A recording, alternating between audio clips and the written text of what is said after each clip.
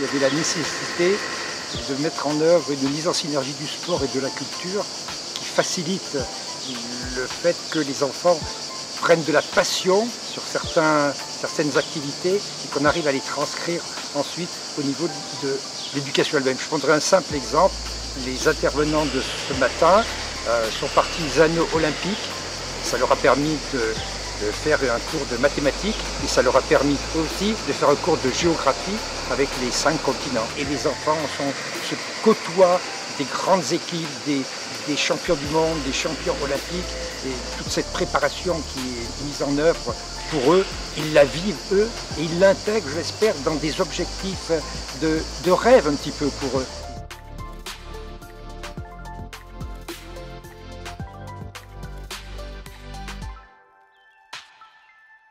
Il y a les pratiques sportives et puis il y a aussi la rencontre avec les sportifs. Et ce qui s'est passé ici, ce qui se passe et ce qui se passera encore la semaine prochaine, c'est la rencontre avec les sportifs, c'est-à-dire des sportifs, des praticiens de haut niveau, puisque là on a des praticiens de haut niveau, qui viennent dire aux enfants ce que le sport leur a apporté, ce qu'ils y trouvent.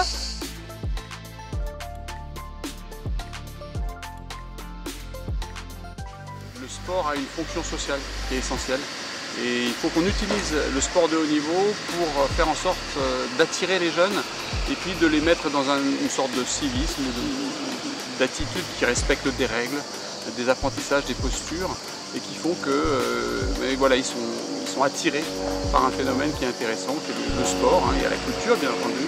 Et c'est là où l'action qu'a proposée Jean-Pierre Paille avec Sport Culture est intéressante.